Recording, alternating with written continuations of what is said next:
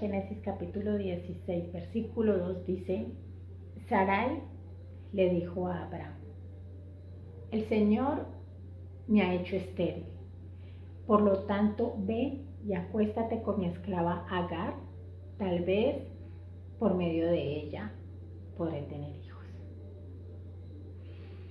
Se conoce en la historia de Abraham y Sara que ellos habían recibido la promesa de un hijo pese a la imposibilidad humana, que era la edad de ellos y que Sara era estéril.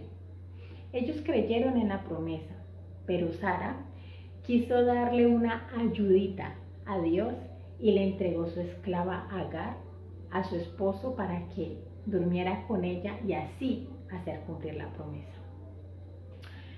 Pero hoy no te voy a hablar de esta pareja. Hoy yo quiero hablarte de Agar. No es una historia con muchos detalles y no es muy intensa la introducción, pero de lo que se nos cuenta de ella nos permite extraer cosas muy interesantes en nuestro caminar con el Señor. Miremos el estatus de Agar. Era una esclava y extranjera, lo que nos muestra que su vida no era para nada agradable. Es más, no tenía vida propia, porque todo lo que ella tenía que ver, todo lo que tenía que ver con ella, debía pasar primero por su ama o su señora. Era Sara quien decidía todo lo que pasaba con Agar. Después, por órdenes de su patrona, esta mujer se convierte en un objeto sexual para poder acelerar una promesa por fuerzas humanas, hasta que se convierte en la madre del primer hijo de Abraham. Dice la palabra más adelante en este mismo capítulo que cuando Agar supo que estaba embarazada, comenzó a mirar con desprecio a su señora, a lo que Sara respondió con maltrato, y era tal el maltrato que Agar tuvo que huir. Puede que se diga se lo merecía, porque comenzó a irrespetar a su señora. Pero si intentamos ponernos un momento en su lugar, si miramos detenidamente y nos imaginamos cómo era el día a día de Agar, solo recibiendo órdenes y sin derecho sobre su propia existencia. A esto le agregamos que le ordenaron de acostarse con un hombre que siempre vio como su patrón y que de un momento a otro se convirtió en su amante, y no porque ella lo decidió. Y además de esto, queda embarazada. Agar era esclava, sí. Debía obedecer órdenes, sí. Pero seguía siendo humana. Digamos que aprovechó la situación para quitarse un poco la espinita.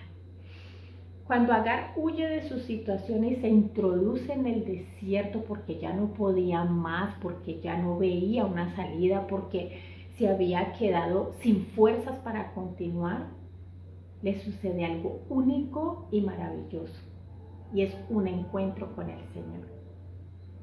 Esta mujer no era hebrea, era egipcia, y yo me imagino que escuchaba regularmente hablar del Dios de sus amos, pero me imagino también que si algún día tuvo el anhelo de conocerlo, al ver su condición, su estatus social, no se animó a hacerlo.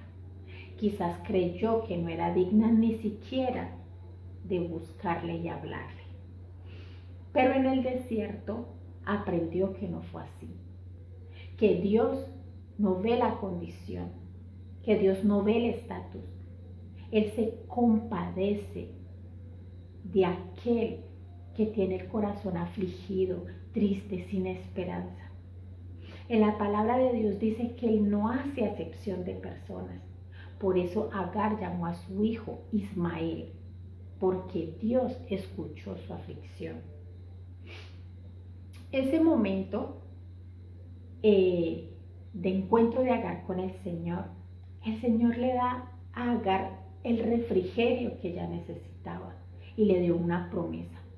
Pero antes de darle esa promesa, él le pide algo a Agar que haga. Él le pide que regrese a donde Sara y se someta a su autoridad. Y después le dijo, y aquí viene la promesa, de tal manera multiplicaré tu descendencia que no la podrás contar. ¿Acaso no se parece a la promesa que recibió Sara? Sara recibió que sería madre de naciones. Agar recibió que tendría una descendencia que no podría contar. Agar tuvo un encuentro con el Dios de sus amos. Aprendió que Dios conocía todo de ella.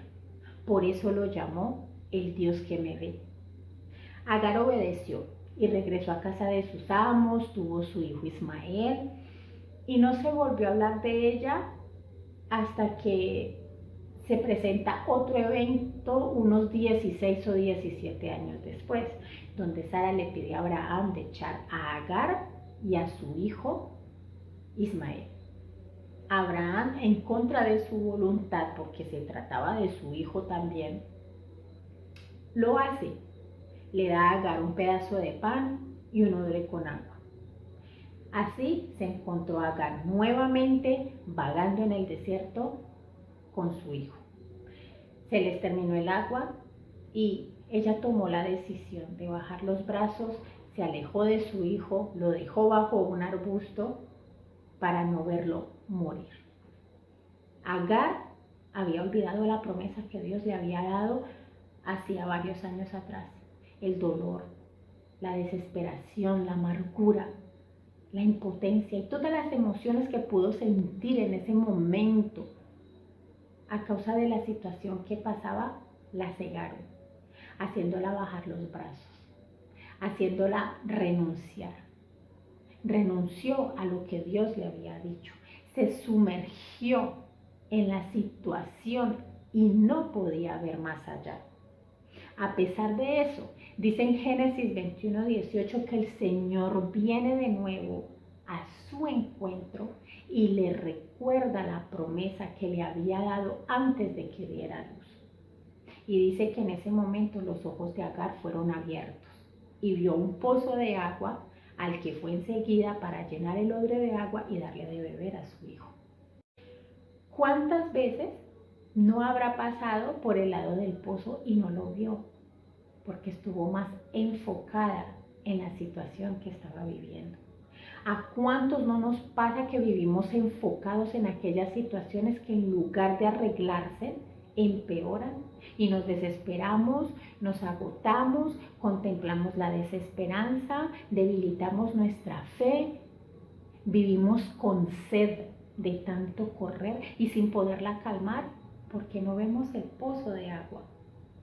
Con la historia de Agar aprendemos que no importa nuestro estatus, conocimiento, condición, para que Dios sepa todo de nosotros. Aprendemos con Agar que es cuando estamos en el desierto que nos volvemos vulnerables a la voz de Dios. Agar nos enseña que la obediencia abre la puerta al cumplimiento de la promesa. Con ella aprendemos también que es fácil olvidar lo que Dios nos ha dicho que va a hacer cuando se atraviesa por momentos difíciles. Pero aunque nosotros lo olvidamos, Dios no lo olvida.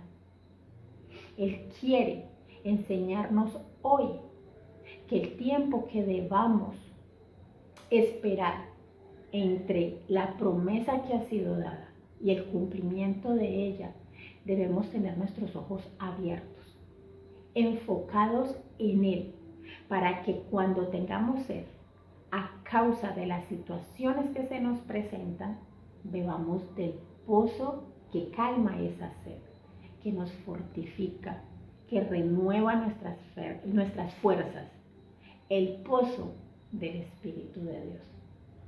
Su propósito no es dejarnos morir de sed, escucha bien esto, el propósito de Dios no es dejarnos morir de sed. El propósito de Dios es que le permitamos sacar el potencial que hay en ti y que hay en mí. Yo sé que este video ha sido de bendición para ti. Si todavía no te has abonado a nuestra página, recuerda de hacerlo y activar la campanita. Y no olvides tampoco que si necesitas apoyo en oración, puedes escribirnos a nuestro correo electrónico que aparece en la parte baja del video. Que Dios te bendiga.